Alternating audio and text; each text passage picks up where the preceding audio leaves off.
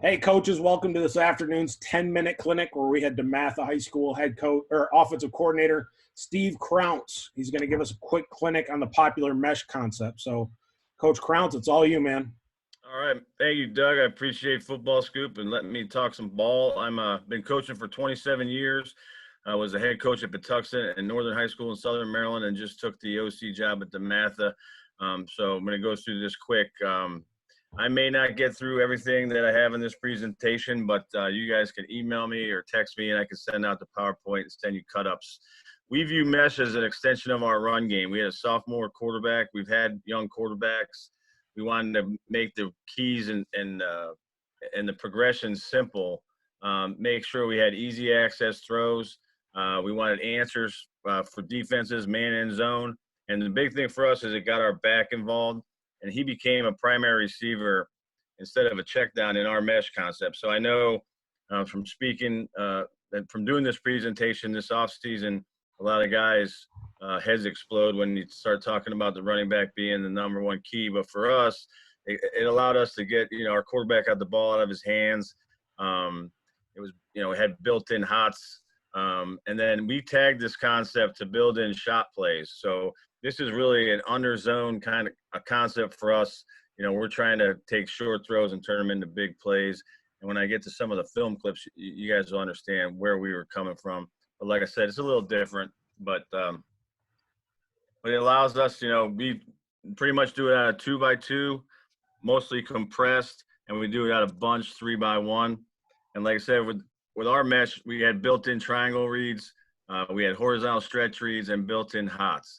The one thing I'll tell you guys about mesh is that we had to practice this every day. And if you ever saw the Eagles in the Super Bowl, they literally slapped hands running mesh a couple years ago as they're in a real play. They literally slapped hands, and that's one of the things for our meshers. We want that rub to be really tight, and slapping hands when we were doing it. We started teaching it on air. That was a big thing for us, and to see the Eagles doing the Super Bowl was pretty funny. But so we practice it 5 to 10 minute offensive period every day because the kids have to understand the concept so that we can start building it and making it a more effective play for us. The biggest thing with the teaching of our concept is we made the routes non-negotiable. I know typically guys are play side one, play side two, backside one, backside two. We made our routes non-negotiable. So kids, if you were an X receiver, you knew that you were running the shallow cross no matter where we put you on the field, no matter what formation we were in. And that just allowed us to be more versatile. It allowed the kids to do things faster because they knew exactly what they had to do every time. Yes, we had to build some nuances and how to stack routes and how to get to certain areas and teach the route itself, but the kids knew what they had. So when we go through this, and it allows us, to provide some window dressing with motions and stuff because the kids had a real good grasp of what route they're running. So just to go through this real quick, our A back or our running back is going to default swing to the strength. So our formations are RL formations, right or left. Okay, so he's going to default. He's always going to default to the strength of the formation. Our Z is going to default to a 5-step post. And when he's compressed, he's got to really work that outside leverage of that corner and try to win back inside. Now we'll tag the Z, and if I can get to it, I'll show you how we do that. But he's default 5-step post. The Y and the J are going to set the mesh at 6 to 8 yards, and the R, who's our backside slot receiver, is going to run an OTB or over the ball route. So he's going to sit at 8 to 10 yards over the ball or where there's grass. So that's one of those things that you have to teach the kids as they go through and they're reading the two inside backers who are going out the hook to curl, that they got to find grass. So this is our zone beater when people are trying to zone us up and catch our meshers coming across the formation. And then the X on the backside is going to run the mesh under the Y. No matter where the Y is, if he gets jammed and they get physical with him and they jam him under that 6 to 8 yard landmark, that X has to get under him. That's non-negotiable there too. Okay.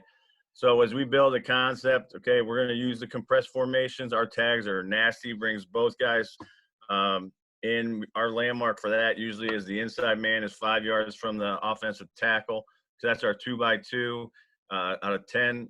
Also, we run bunch as a 3x1 out of 10. And then we bring the tight end in 11 personnel. we'll run it normal to the one side. We have tight end and Z are going to run in their normal formation, and we'll call it hug on the backside. So X and R are going to hug the backside of that formation.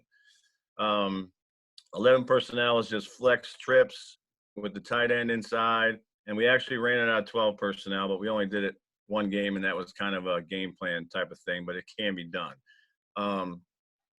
So that's pretty much the other thing about using compressed formations is that it allows us to create more gaps in our run game, outside zone, jet sweep, different things that we do on the edge. It allows us to create extra gaps. So really it's not just like, oh, they're in compressed, they're going to run mesh.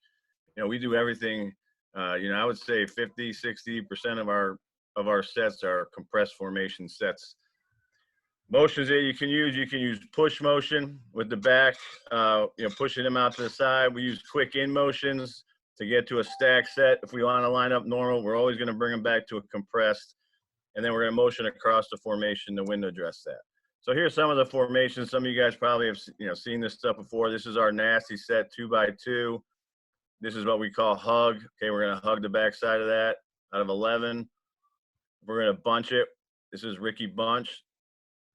The A-back's not lined up right now on this diagram. And then that's tricks. Okay, so how we read the progression.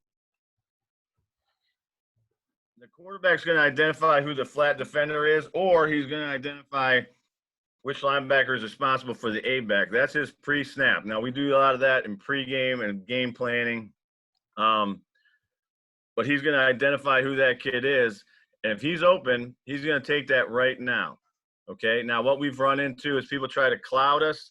Okay, and then we might run the Z on a corner. But if he gets a cloud and that flat's taken away, he's going to come right back to that X on the shallow cross. And then his eyes are going to come to the OTB. So for us teaching a young quarterback, if it's a Ricky set, he knows his eyes are going right to left. Real easy, right across the field. We're cutting the field down, even though we're giving you the illusion that we're a full field read team. We're reading from the back to the cross or to the OTB. The Z, unless he's tagged, usually, especially for a young quarterback, he's pretty much out of the equation because we want the ball out of that kid's hands right now. So the Y usually is our hot, or when we quarterback escapes, he'll pick up the Y coming out the backside. Or for us to get the A back to go to the X, we'll make an axe call. So we'll say a mesh axe, and that means he's going to swing to the other side. Now that becomes, we're reading that corner. We use axe a lot when teams are giving us man to the boundary or down in the red zone when they're playing a lot of man. So we'll swing him to the single receiver side out of 3x1 or 2x2. But then his eyes are going to go A back to the Y crosser to the OTB on the other side. So really it's always the same. His eyes start with the back. And it worked out really good for us that way. So here's the basic of the play. Okay, so for us, this is our Ricky Nasty set. And if you see the Z, I kind of drew it up here on the huddle thing. He's got to post, he's running that post. He's got to pressure that outside leverage. So here's the play. I'm going to try to get the clips now because I only got 2 minutes left on the screen up there. Oh, God.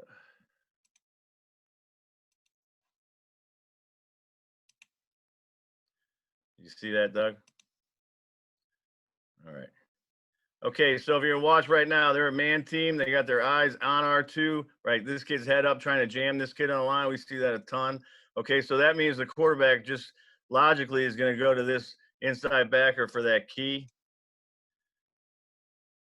And you're going to see now our crossers are actually they're going to actually pick this kid. And we get an easy access throw. Now, a lot of times, my experience as coaching football, there's a lot of times that you miss the back on a swing just because we got kids so many reads downfield and reading too high safeties and whatnot. Okay. But for us, this is an easy access throw. I mean, shit, that's as good as throwing a 40-yard post route. We're going to throw a 7-yard pass and get it to one of our best kids out of the backfield. Again, another man team. Okay, so these are 0. They're going to bring a ton of pressure. This Mike was responsible for the back out, and just based on leverages, he's not going to be able to get there. But he does a pretty good job of sprinting now, so the quarterback doesn't like it, and he comes back down to the X. because that's where his eyes go.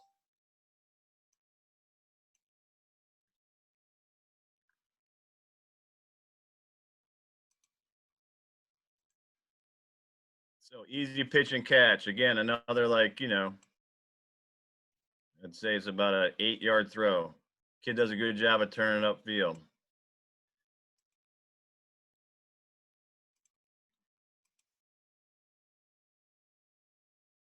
Now we got it out of bunch. So we got Linda bunch. Back's going to swing the Y, and we tag this Z corner because you're going to see this corner try to cloud it. He's going to drift into the flat. Quarterback sees that, so that's a no, and he's going to spy this corner. So when he gets a Z corner now, his primary becomes the Z, and if you see, this safety turns his hips, and we got him. We could have broke that route off a little bit tighter, but that's how we build the play, have answers for the defense.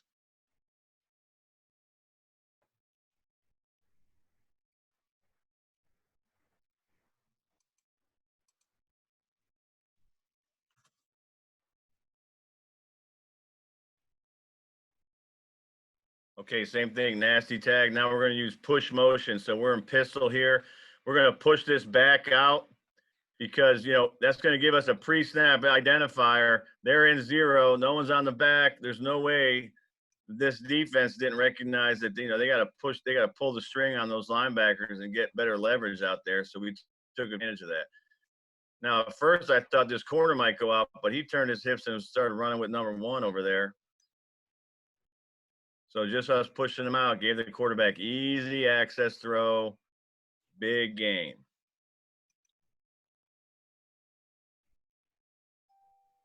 One more, Coach. Yeah, so this is now, so we got pre-snap identifier. If you watch, this linebacker is blitzing. So that quarterback knows right now this is a catch and throw. So there's our Haas. You want to try to bring pressure to stop it. You still have to have someone responsible to the back. And right here, if this Mike's trying to get over top of routes, that's not going to happen. So for us, easy access throw, get our athletes the ball in space, and easy progression reads for the quarterback. And, like you said, we had a young quarterback, and he picked up on the concept really well, and it was a big play for us. I think we were like 68%, ran it like 81 times this year. So that's awesome. All I got, fellas. Appreciate it, Coach. That's it for our 10-minute clinic today. Thanks.